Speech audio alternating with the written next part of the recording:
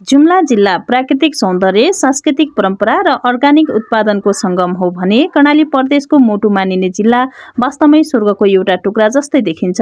हिउँदमा सेताम्मे हिउँको च्यादर ओढेको जुम्ला र वसन्त ऋतुमा रङ्गी-चङ्गी फुल्ने फुलहरूले यहाँको रूप रङ्ग नै फेरिदिन्छ। धेरैको मानसपटलमा जुम्ला भन्ने बित्तिकै राप्ताम्य स्याउका बगैँचा आउँदछन्।